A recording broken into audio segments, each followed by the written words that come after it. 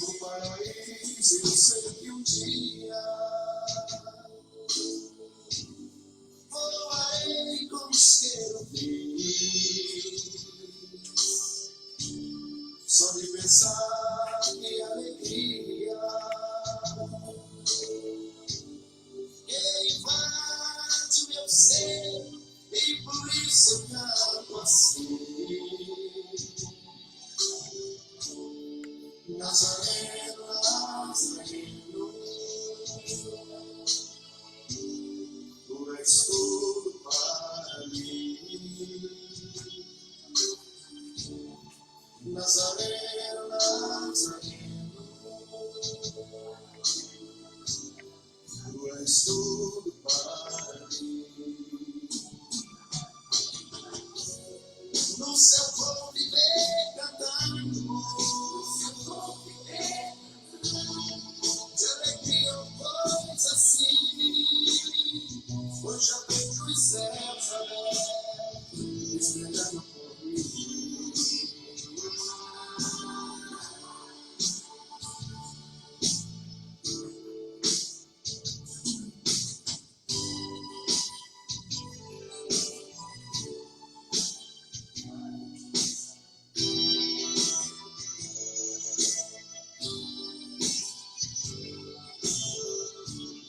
O meu futuro eu já sei, é viver feliz ali, onde não há dor pranto, onde a morte nem o sol e nem o mal vai existir. Eu venho a multidão, meu Jesus pra mim sorrir. Então eu diria assim, velho: Nazareno, Nazareno, tu és tudo para mim. No céu vou viver cantando, de alegria ou coisa assim. Hoje eu vejo os céus abertos, esperando por mim.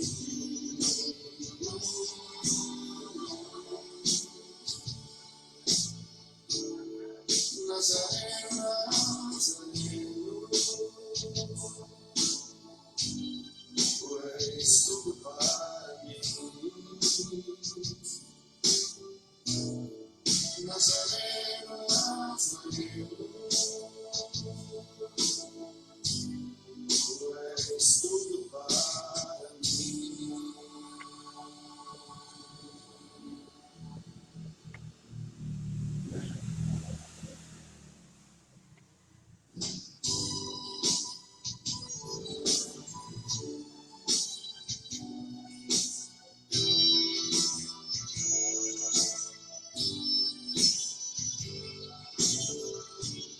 No paraíso eu sei que um dia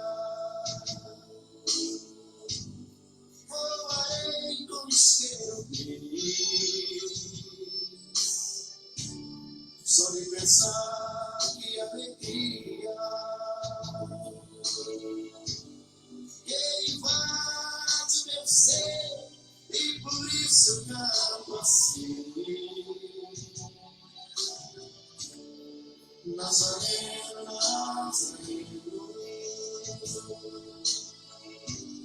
tu és tudo para mim. Nazareno, Nazareno, tu és tudo para mim. No céu vou viver cantando, de alegria ou coisa assim.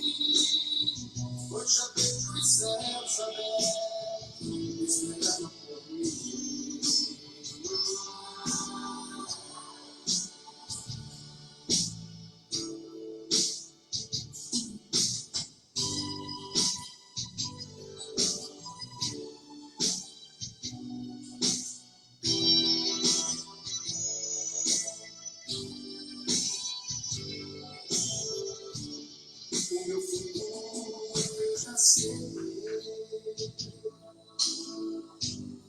é viver feliz ali,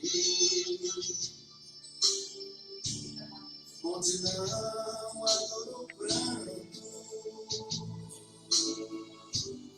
onde a morte nem o sol e nem o mal vai existir. Eu venho à multidão, meu Jesus pra mim sorrir.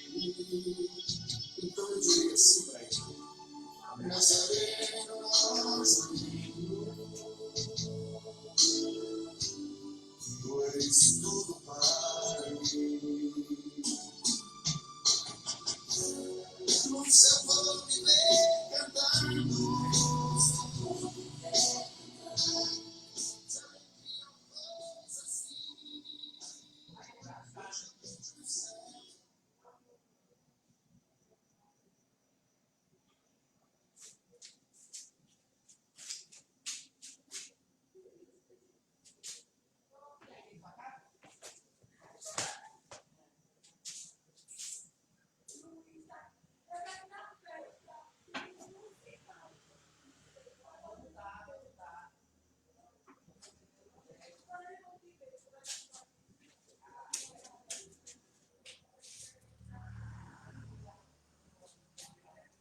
Boa noite a todos, né? Na paz do nosso Senhor Jesus Cristo.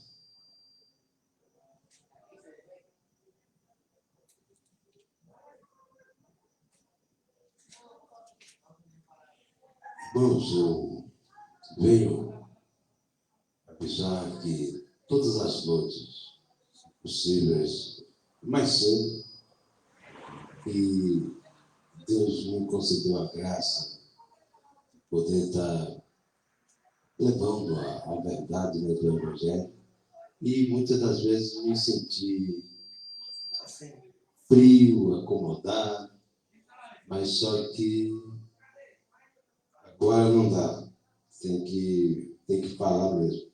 Vou baixar o volume aqui um pouco.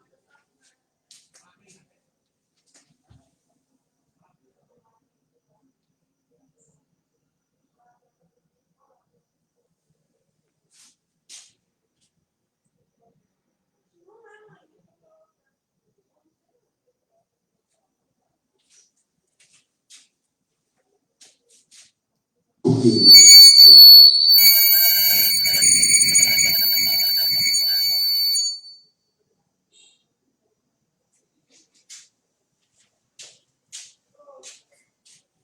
estou sozinho e aí fica complicado. Então tem um sonoplasta.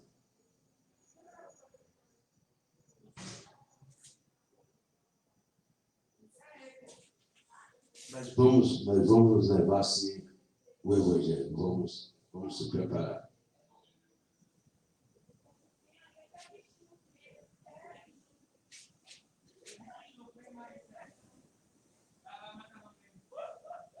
O importante é levar a palavra do Senhor.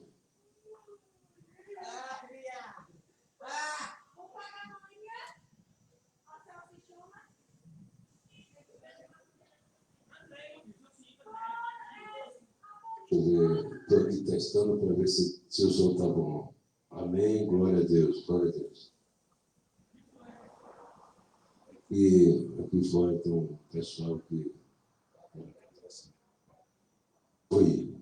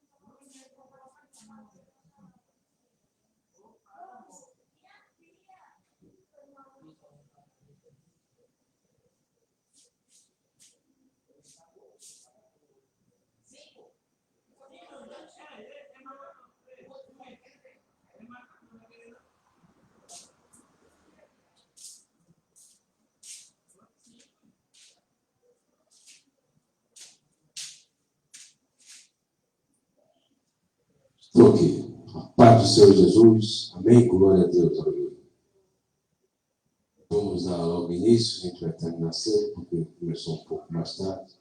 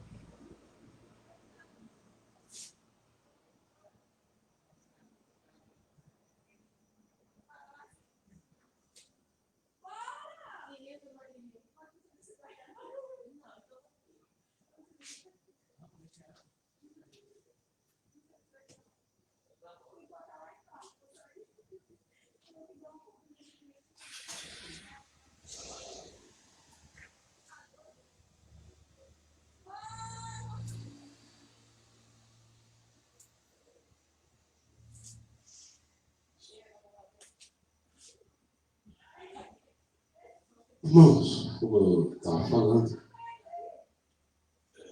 esse é um projeto de muito tempo. Desde quando eu estava em Simões Filho, quando minha mãe faleceu, né? Em 2000, aí eu fui para Fátima, fiquei em Fátima lá um ano fiquei em Fátima.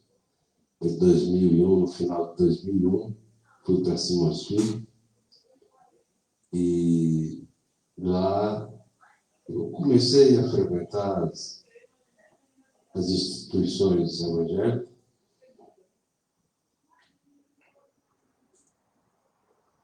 E aí eu fui observando e vendo muitas coisas e vendo que nem todos os pastores, né, diziam homem de Deus, estavam realmente fazendo a vontade de Deus. Eu via comportamentos que eu falava, meu Deus, uma pessoa dessa diz que é homem de Deus, está fazendo a vontade de Deus e fazendo as coisas tudo ao contrário do que manda Jesus. Aí eu comecei a ficar pesquisando, aí aprendi com os bereanos, né? O apóstolo Paulo elogiou os bereanos. Porque assim, quando a gente... Deixa eu tirar, está fazendo microfonia ali. Deixa eu ver.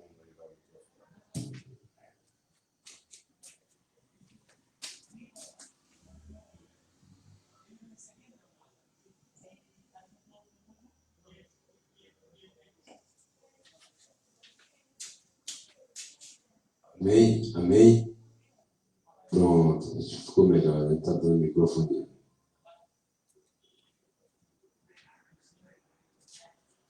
Aí eu via os pastores, né? Dizia que era homem de Deus, não é homem de Deus, fazendo tudo errado, tem que... Meu Deus do céu, eu vou fazer igual os bereanos, né? Eles pregavam lá, e quando eu chegava em casa, aí eu ia ler a Bíblia, ele falou nessa passagem aqui, eu fui meditar e fazendo a comparação com as pregações dele, com o comportamento dele perante a sociedade. E aí Deus, é estranho pra caramba. Aí ficava visitando uma igreja, depois visitava outra, Batista, Congregação Cristã do Brasil, Universal, Assembleia de Deus, Quadrangular, Batista não sei o quê, Batista não sei o quê. Rapaz, eu via tanta confusão no meio desse povo. Eu falei, meu Deus do céu, como é que essas pessoas se dizem que está fazendo a vontade de Deus, meu irmão, com essa confusão toda?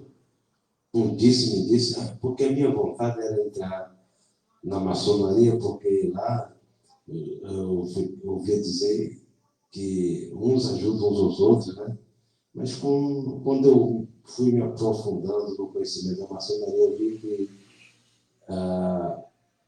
a sua filosofia não combina nada com o Evangelho de Jesus. Então aí eu abandonei, eu falei assim, não, vou seguir os cristãos, os evangélicos, os crentes, né, que eles conhecem a palavra de Deus, obviamente não vai estar fazendo coisa errada, né? Não vai me fazer mal nenhum, não vai mentir para mim, não vai me enganar, porque eles estão fazendo a vontade de Deus. Mas lei de engano, é onde eu vi tanta enganação, meu Deus do céu. Eu já vi que não é a religião que salva as pessoas, não é a religião que muda as pessoas. É a palavra de Deus quando entra no seu coração e a pessoa esteja determinada a seguir aquele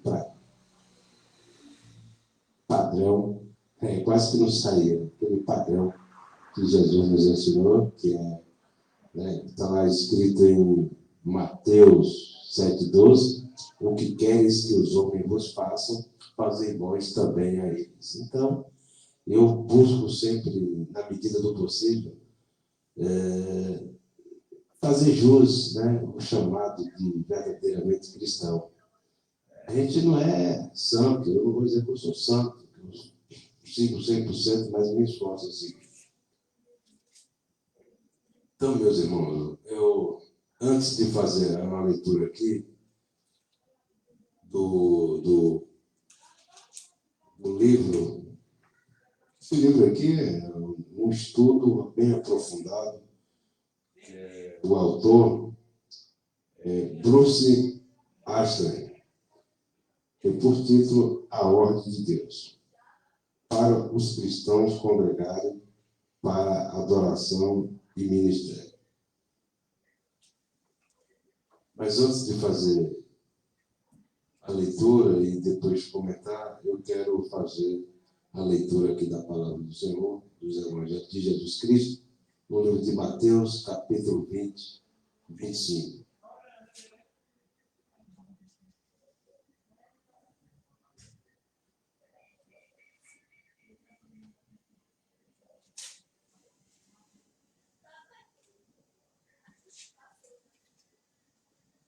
Diz assim, então Jesus chamando-os, disse, sabeis que os governadores dos povos os dominam e que os maiorais exercem autoridade sobre eles. Não é assim entre vós.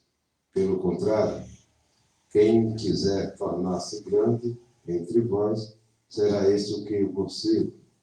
E quem quiser ser o primeiro entre vós, será vosso servo, tal como o Filho do Homem, que não veio para ser servido, mas para servir e dar sua vida em resgate por muitos.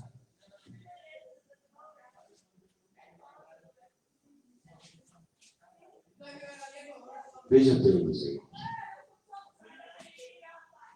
Jesus aqui deixa bem claro que a ordenança dele não foi ordenar aqueles que o seguem a construir templo. Não. E muitos pedem dinheiro, dizem que é para construir o templo, que é a obra de Deus, etc, etc. Não. A obra de Deus não é esta. A obra de Deus não é construir templo. Eu desafio qualquer pastor, qualquer líder religioso, me provar na Bíblia que a obra de Deus é construir templos.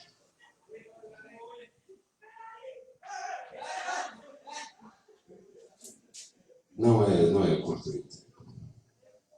Me provar também na Bíblia onde dízimo é dinheiro. Dízimo nunca foi dinheiro.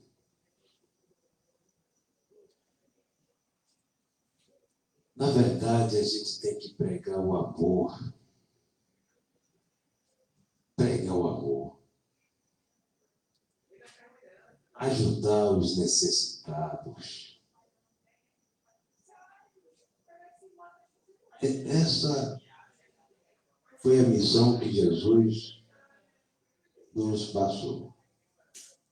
Ide por todo mundo, pregai o Evangelho a toda criatura. Os que crêem serão salvos. Os que não crêem já serão condenados. Tão fácil. Mas esses líderes religiosos, eles estão visando mais seu bem-estar. E eu comecei a questionar o seguinte: como eles pedem os dízimos, que eles dizem, né, que os dízimos é 10% de. Se a gente for lá em Deuteronômio 14, 22 em diante, vamos ver que dízimo nunca foi dinheiro. É a 10ª parte, era a 10ª parte do que se recolhia no campo. E era para levar aos sacerdotes, para que não faltasse mantimento. E aqueles mantimentos era para as viúvas, os órfãos e os necessitados. Hoje, veja a contradição. Pede-se dízimos e a igreja, que eu digo templo, a igreja somos nós, e está lá. Todo mês as pessoas depositando aquele dinheiro, mas quando precisa,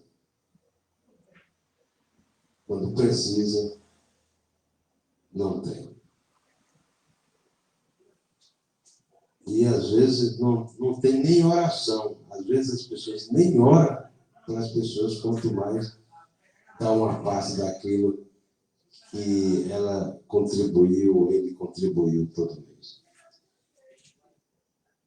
É lamentável as pessoas ainda não chegarem ao entendimento, porque eu vejo irmãos sempre estar falando: conhecereis a verdade e a verdade vos libertará.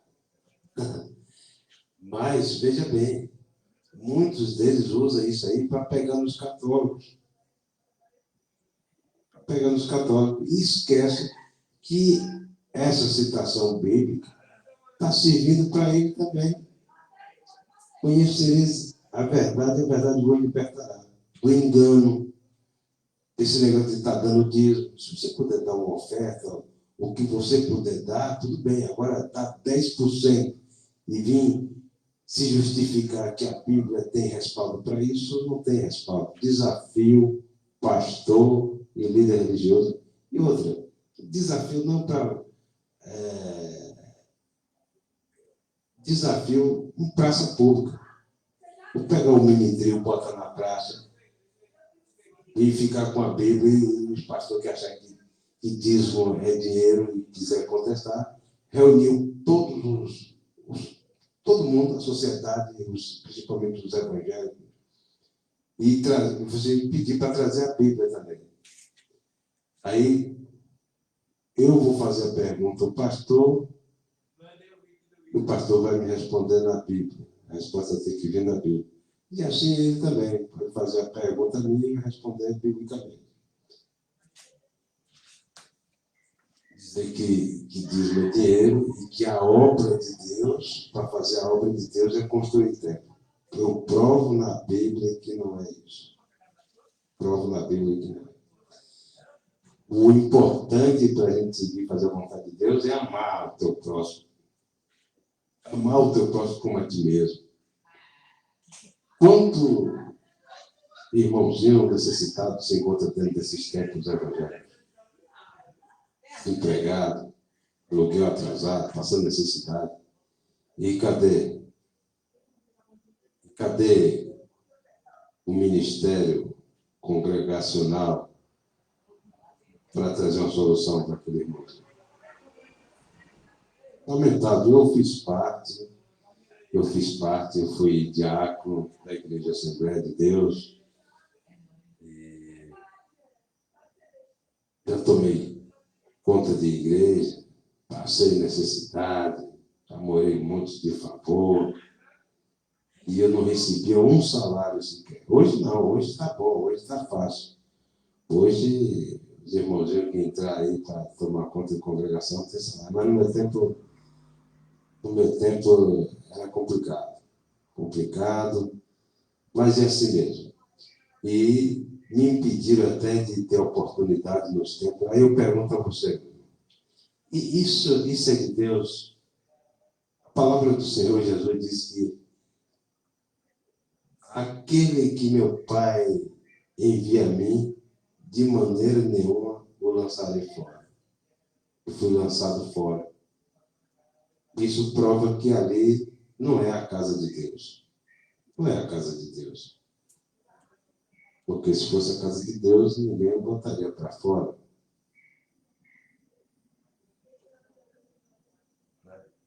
Aí eu falo, botou para fora. Qual foi o motivo? Não falaram o motivo. Será que porque eu era contra o dízimo, só isso? E vou continuar sendo. Né? Então, meus irmãos, fazer a vontade de Deus é amar o teu próximo. Deus resumiu os 10 mandamentos em 2. Amarás a Deus sobre todas as coisas, teu próximo como a ti mesmo. Aí o irmão pode estar questionando assim, tá, irmão, você falou que a obra de Deus não é construir templo. E o que é, então? É só você ir lá em João 6, 28, 29. Leia para você ver. O próprio Jesus dizendo o que é realmente a obra de Deus.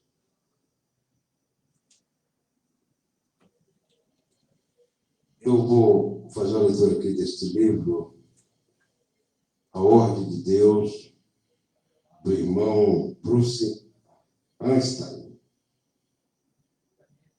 para os cristãos congregarem para adoração e ministério.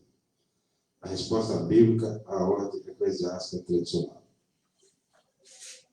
Página 14. Dá um esclarecimento bonzinho, viu?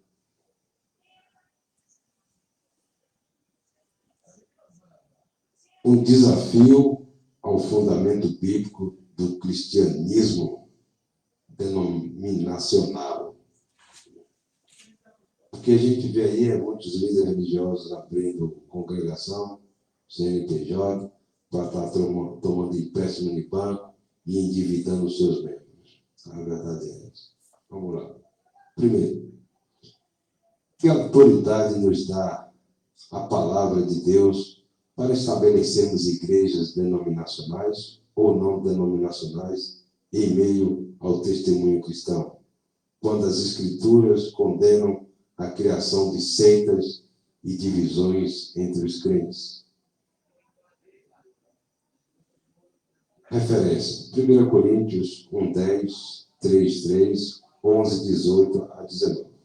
Segundo, com que autoridade vinda de Deus os cristãos denominam suas assim chamadas igrejas, entre aspas, como presbiteriana, batista, pentecostal, aliança, cristã reformada, anglicana, Assembleia de Deus, Congregação Cristã do Brasil, Quadrangular, etc. Quando não há na Bíblia instruções para nos reunirmos em qualquer outro nome, além do nome do Senhor Jesus Cristo. Referência, Mateus 18, 20, 1 Coríntios 5, 4. 3. Com que autoridade os cristãos denominam seus grupos eclesiásticos em honra de proeminentes e dotados servos do Senhor, como luterano, Martinho Lutero, metodista, Menos Simons, metodistas, Wesleyana, John Wesley, etc. Quando as Escrituras denunciam a formação de grupos de cristãos em torno de um líder da igreja. Referência bíblica, 1 Coríntios 1, 12 a 13, 3, 3 a 9. 4. Que autoridade os homens receberam de Deus para estabelecerem essas igrejas segundo distinções nacionais, como, abre aspas, Igreja da Inglaterra, fechado, Irmãos Metodistas Chineses, Igreja Ortodoxa Grega, Batista Filipina, Igreja de Deus Alemã, etc. Quando as Escrituras nos dizem que não existem distinções nacionais ou sociais na Igreja de Deus. Referência, Colossenses 3:11. É complicado, viu, pessoal? Para você ver.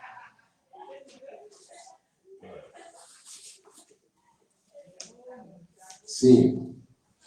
Que autoridade têm os cristãos para ornamentarem seus lugares de adoração à semelhança do tabernáculo e do templo da ordem judaica do Antigo Testamento?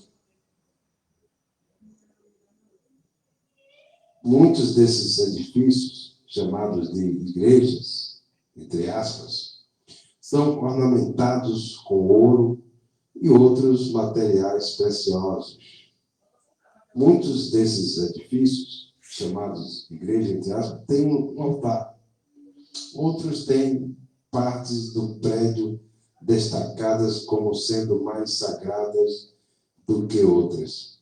Que autoridade têm os cristãos para emprestarem coisas assim do judaísmo, quando a Bíblia indica que o cristianismo não é uma extensão da ordem judaica, mas possui um caráter totalmente novo de aproximar-se de Deus? Referência bíblica. Hebreus 10, 19 a 20, Hebreus 13, 13, João 4, 23 a 24. 6. Acaso existe qualquer fundamento na palavra de Deus para a existência de campanários, cruzes e outras coisas que são construídas nessas assim chamadas igrejas? 7. Será que existe qualquer base na palavra de Deus para chamar esses edifícios de igrejas? A definição bíblica de igrejas é de uma reunião de crentes que, pelo Evangelho, foram chamados para fora, tanto dentre os judeus como dentre os gentios, e são unidos em um único corpo, a Cristo, sua cabeça no céu, pela habitação do Espírito Santo. Referência bíblica, Atos 11, 22, 15, 14, 20, 28, Romanos 16, 5, 1 Coríntios 1, 2 e Efésios 5, 25. 8. Que autoridade as Escrituras dão para se colocar um homem na igreja chamado de ministro ou pastor para conduzir a adoração? As Escrituras ensinam que o Espírito de Deus foi enviado ao mundo para guiar a adoração cristã. Referência bíblica, Filipenses 3:3, João 4:24, 16, 13 a 15. A Bíblia indica que é o Senhor, por intermédio do Espírito, quem preside na Assembleia dos Santos. E Ele dirige os procedimentos do modo como lhe apraz. Referência bíblica, 1 Coríntios 12, 11, Filipenses 3. Não. Com que autoridade das Escrituras, os cultos de adoração nessas igrejas são organizados com antecedência? Em algumas, se costuma distribuir um programa descrevendo a ordem como se dará adoração naquele dia em particular. 10. Com que autoridade das Escrituras esses cultos nas igrejas são chamados de adoração, quando eles geralmente se constituem de apresentações musicais e de um homem ministrando um sermão? Está vendo aí, meus irmãos? 11.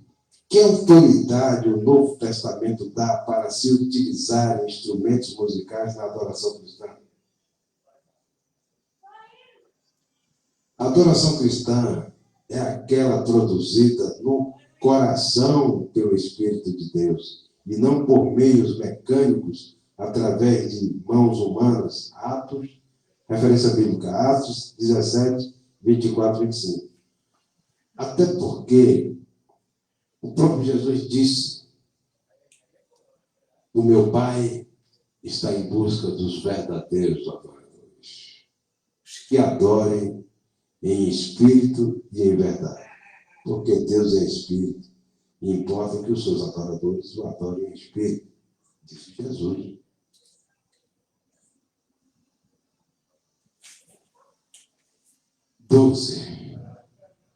Com que autoridade das Escrituras são respeitadas orações escritas previamente e impressas em livros de oração durante as reuniões da igreja? A Bíblia diz que não deveríamos usar de vãs repetições em nossas orações, mas que estas deveriam ser nossas próprias palavras saídas do coração. Referência bíblica, Mateus 6, 6 a 8, Tiago 5, 16 e Salmo 62, 8. 13. Que autoridade há para se ensaiar os salmos dos chamados cultos de adoração, quando os salmos expressam os sentimentos de pessoas que não estavam sob um fundamento cristão e nem conheciam os privilégios cristãos? Irmãos, eu estava fazendo uma pesquisa na internet e uns falam assim: você é estudante de internet? Óbvio. Com os avanços da tecnologia, hoje ninguém vai mais às bibliotecas receber aquela poeira daqueles livros, aquele cheiro terrível, e ficar sentado ali, então trazer um monte de livro na mão. Hoje não, hoje tem as redes sociais, tem o Google, e é isso aí, meu irmão. As coisas se modernizaram. Então, veja bem, eu estava pesquisando sobre essas coisas que se usam nos templos evangélicos. E você sabia que o diabo inventou as igrejas também? Existe igreja do diabo. Tem um livro de Machado de Assis que fala A Igreja do Diabo. Recomendo vocês lerem. Se não quiserem ler, você vai no YouTube, está lá em áudio o livro de Machado de Assis. Já desde aquela época, né? Machado de Assis tinha uma visão. Ele, como uma coisa sutil, né? O diabo age com a sutileza desgraçada. Veja bem. E aí eles criaram. E a maioria das igrejas evangélicas, as primeiras igrejas evangélicas, surgiram através da maçonaria. O desafio qualquer pastor e líder religioso vem dizer que eu estou mentindo. Se eu estiver mentindo, pode me processar. Se eu estiver faltando com a verdade, pode me processar.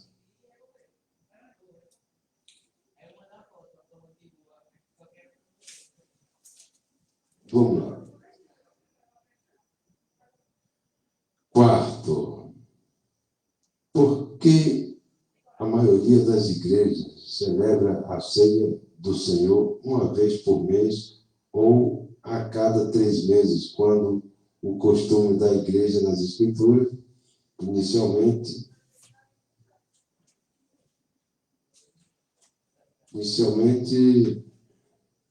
estabelecido pelo ministério de Paulo, era de partir o pão a cada dia do Senhor. Referência bíblica, Atos 27, 15. Que autoridade há nas Escrituras do Novo Testamento para se designar um coro de cantores treinados para ajudar na adoração cristã? Não vi nada disso. Então, por isso que eu questionava essas coisas na igreja. 16. Que autoridade há nas Escrituras para o uso de vestimentas especiais durante os cultos de adoração cristã? Os corais costumam estar vestidos assim, e dependendo do lugar, o ministro também usa uma vestimenta característica. 17.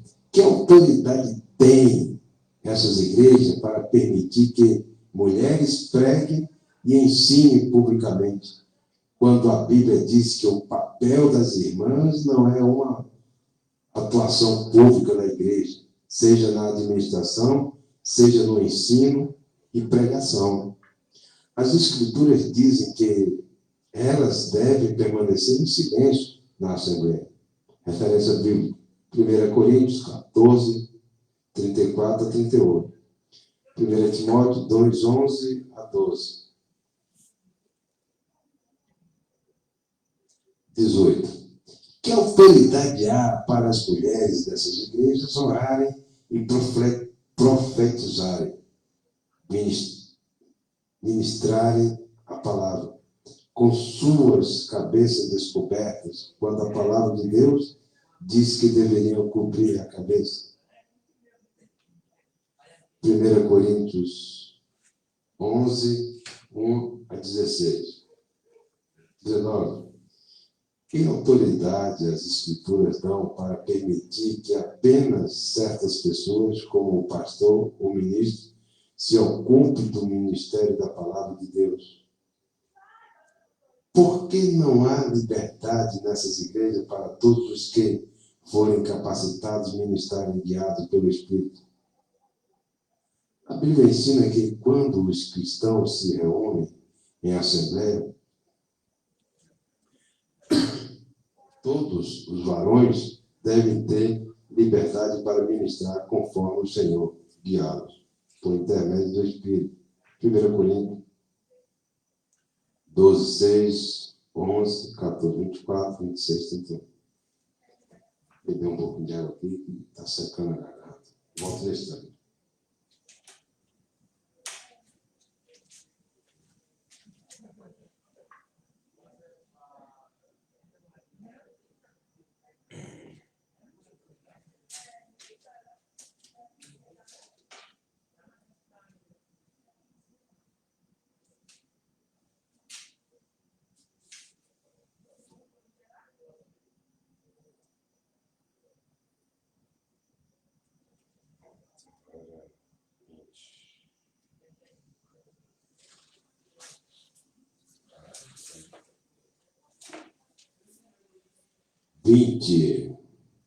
Que autoridade as Escrituras dão para apoiar a ideia de que uma pessoa precisa ser ordenada para estar no ministério? Não existe na Bíblia um pastor, mestre, evangelista, profeta ou sacerdote que tenha sido ordenado para pregar ou ensinar. As Escrituras ensinam que o simples fato de uma pessoa possuir um dom espiritual é sua garantia para usá-lo. 1 Pedro 4, 10 a 11. 21. Que autoridade as Escrituras dão para fundamentar a ideia de que existem hoje no mundo homens que teriam poder para ordenar outros? Onde eles conseguiram tal poder? 22. Acaso existe qualquer autoridade para dar às pessoas títulos de pastor? Por exemplo, pastor João, quando nas Escrituras esse dom nunca foi atribuído a alguém como título. 23. Onde nas Escrituras existe autoridade para fazer de um homem o pastor de uma igreja local, quando as Escrituras nunca falam do dom de pastor como um ofício local? Efésios 4:11. 24. Com que autoridade das Escrituras os assim chamados ministros se denominam a si mesmos reverendos, quando a Bíblia diz que reverendo é o nome do Senhor? Salmo 111, 9, verso inglês. Alguns clérigos adotam o nome padre, pai, apesar de as Escrituras deixarem claro que não deveríamos chamar ninguém de pai. Outros adotam o título de doutor, que significa mestre ou instrutor em latim, quando as Escrituras também dizem para não procedermos assim. Mateus 23, 8 a 10. 25. Seria a escolha de seu pastor ou ministro ou uma igreja uma prática com base nas Escrituras? O procedimento usual é que o candidato a pastor seja convidado por uma igreja para ter a oportunidade de provar que é qualificado para o posto ministrando alguns sermões. Se a sua pregação for aceitável, então a igreja, geralmente através de um corpo de diáconos, irá elegê-los para ser seu pastor local. Estaria este procedimento de acordo com a palavra de Deus?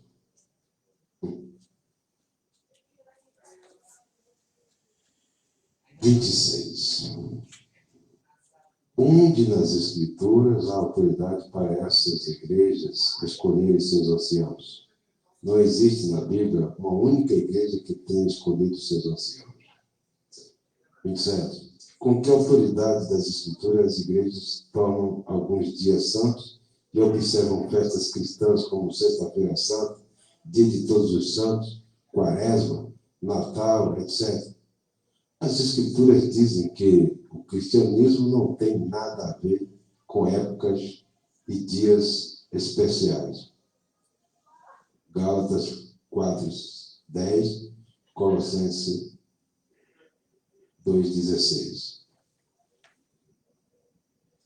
28. Que autoridade das Escrituras tem aqueles que ministram nos púlpitos dessas igrejas para ensinar doutrinas erradas, como teologia do pacto, amilenialismo, segurança condicional, purgatório, absolvição, guarda da lei, etc. 29. Acaso existe autoridade das Escrituras para se promover reuniões de testemunho, onde um homem se levanta e diz para a audiência como ele foi salvo, geralmente descrevendo sua vida passada de pecado?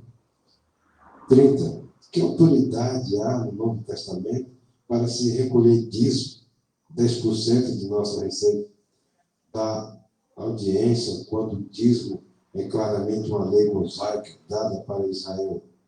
Levítico 27, 32, 34, número 18, 21 a 24. 31. Onde há nas Escrituras base para campanhas para se levantar fundos e pedir doações de audiências?